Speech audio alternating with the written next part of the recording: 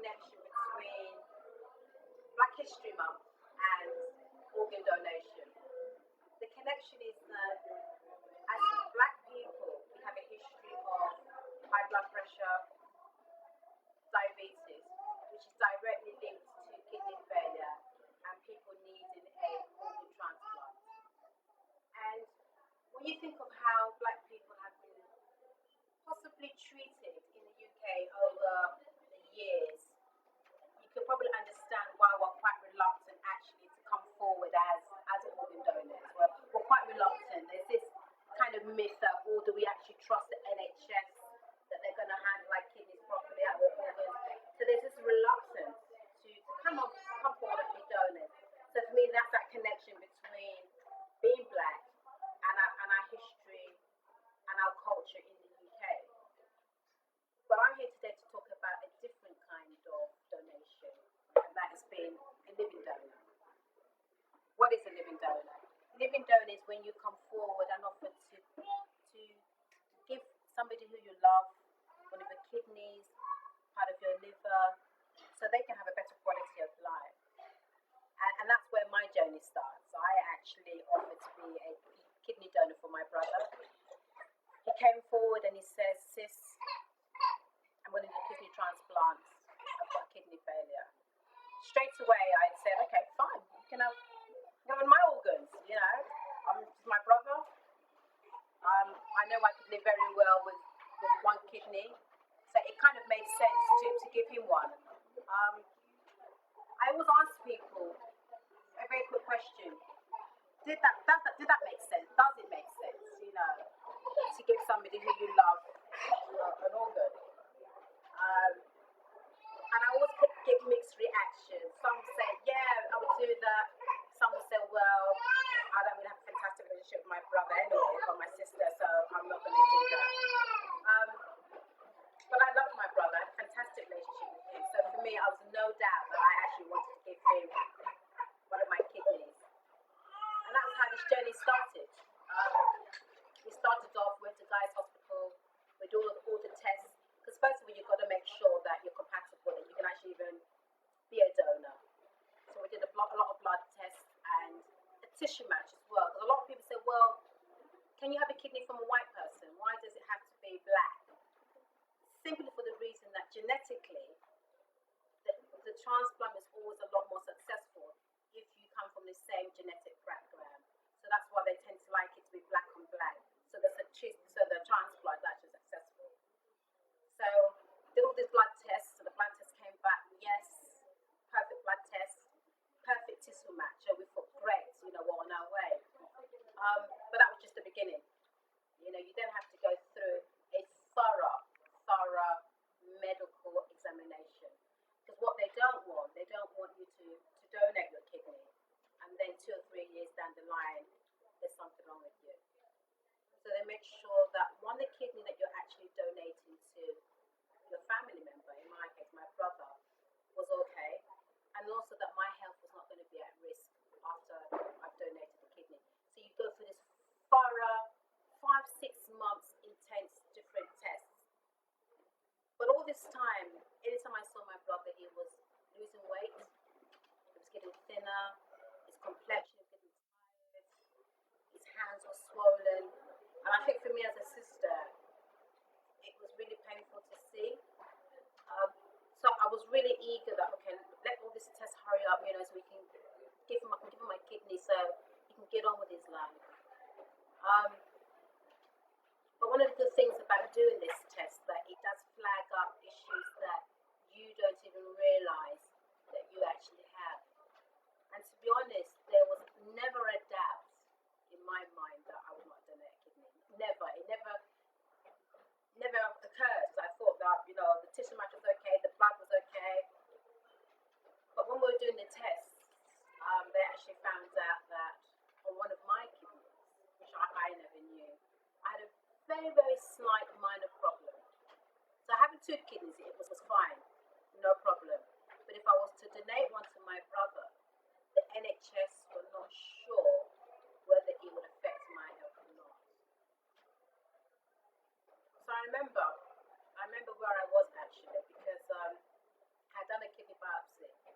results were going to be ready in like 9 weeks.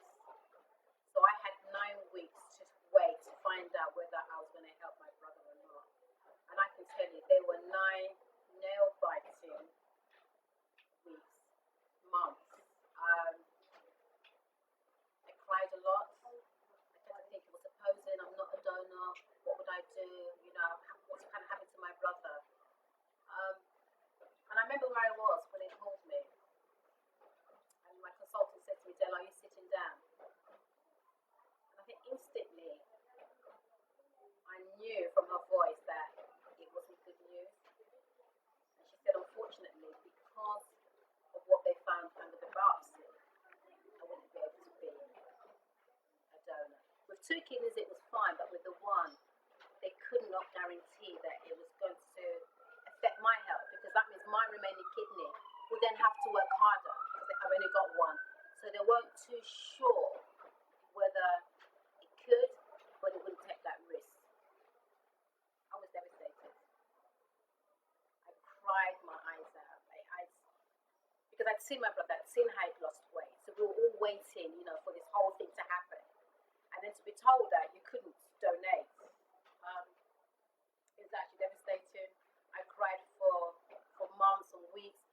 My brother was a lot more, that's life. But for me, I wanted to help. I wanted to give him a kidney, because I know that if I didn't give him a kidney, the chances of him getting a kidney in the next 2-3 years very slim. Black people don't come forward as donors. On average, they wait 7, 9, 10 years for a kidney. I didn't want that for my brother. So to be told that I couldn't donate when I was willing to, which is heartbreaking for me. So I had all this pain, I had all this hurt, I had all this anger, and there was nowhere to channel it. And then I started writing little bits every day, just to release what I was feeling, because it was painful, and the NHS didn't have anything in place for people like myself who wanted to donate and couldn't, because for them, well, couldn't donate, sorry, next person. But then I was left with all this pain and all this emotion. What do I do with it? So I started writing every day just to release how I was feeling. And then out of that did come more than a match. And it was my journey, it was my pain, it was the emotions that I went through. But it was more to say to people that, look, if you don't want your loved ones to wait 9, 10 years, if you don't want them to be on dialysis for 9, 10, even more, you can donate. It is an act of love, and for me, it was a sacrifice. But it didn't stop with me. I thought, okay, fine, I couldn't donate. You know, I was writing my book. Then my daughter, my 2 daughters, and my son said, you know what, we love our uncle. We'll put ourselves forward. We'll try and be donors, you know, because they had seen how he was half of himself, you know, and it had changed him as a person. And during all this time, he had to start going on dialysis. And that for him alone was a challenge, you know. This is somebody who was active in sports, was very active, went to the gym, was here, there, everywhere. All of a sudden, he was just a completely different person. Wouldn't go out, wouldn't talk to anybody. And he just became almost a total recluse, because it really had just changed him. So my daughters and my children went up to be donors. And again, 2 of them had high blood pressure, which we didn't even know, and they were in their 20s. So that was a shock for us, that how could they be so young and have high blood pressure? But then when we did all the tests, we found that it was generic, you know, that it kind of run in the family. And that's what had really caused my brother's high blood pressure. So because they were quite young, the doctors were very reluctant for them to come forward as donors, because they were in their 20s and they were thinking, well, 10, 15 years time, how do we know that the one kidney might not be affected, because we can see there is a trace of high blood pressure in their family. So they couldn't donate. So there were 4 of us that come forward as organ donors for my brother, and we couldn't donate.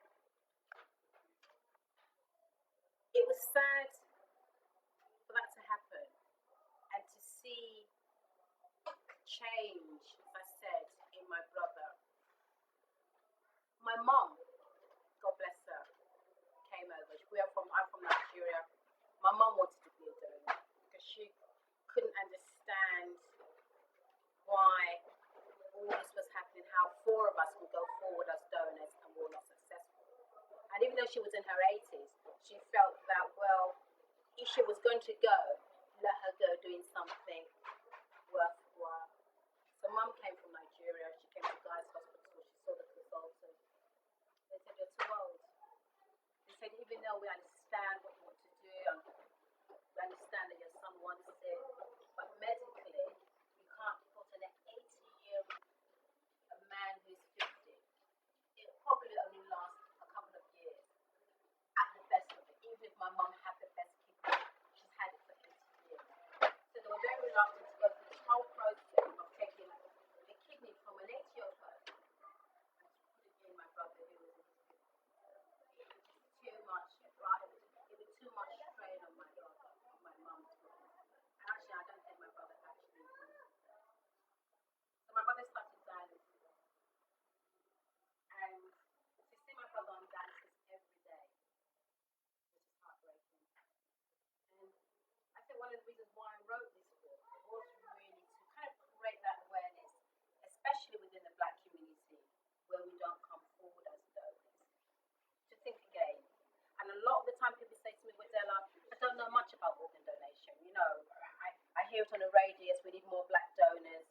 But what does that actually mean for me? It means saving somebody's life. It means transforming somebody's life.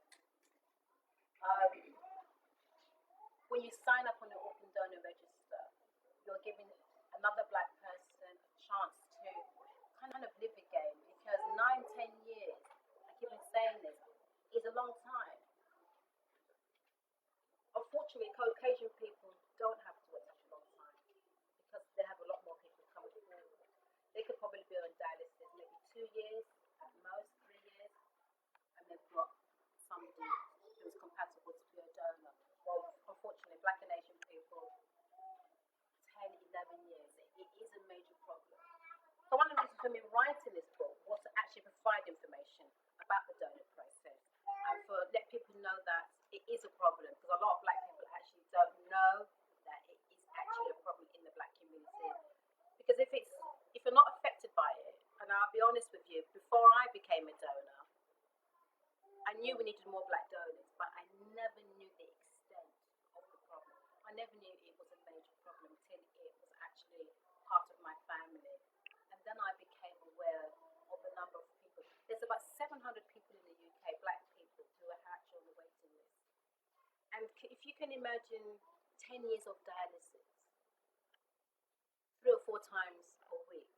My brother does his at home, so he does it every day. So you can imagine doing dialysis every single day for 10 years. It's heartbreaking. But for me, there is a solution, and the solution is for more black people to come forward as donors. Sign up on the organ donor register or to be a living donor. And I'm happy to say that this book has just done just that. I've been working with Guy's Hospital, and they've put up all these books on the dialysis unit. So when people are having their dialysis, they can have a read of it. And because it's so simple, because it's not full of medical jargon, and it's just really my life story as a potential donor, the emotions of what I went through, what my family went through, and what my brother was going through, they could relate to it. They could relate, well, that could be my brother, that could be somebody in my family. And they've taken it home. And I've had 5 people who've come up to their surgery and said, you know what, I think I want to be a donor. Never before, never thought about being a donor before. But when I feel that I can change somebody's life, and I can live with 1 kidney, I'm not going to be on any long-term medication, it's not going to affect me. Fine, I have to do a bit more exercise, I have to cut down on the salts, but we should be doing that now anyway. And for me, even though my brother is still on dialysis and we're still hoping for a donor, the fact that 4 people have had a transplant as a result of this book, as a result of me talking about my experience, that it was worthwhile. I mean, the book took me 18 months to write. I'm not a writer, but I'm happy. You know, I'm happy that it wasn't in vain. Because sometimes I do sit down, even now, when I see my brother, I see him on his dialysis, or I've called him up and I know that it's affecting him. There's some days he's okay, and there's some days it really gets to him. And I do sit down and I do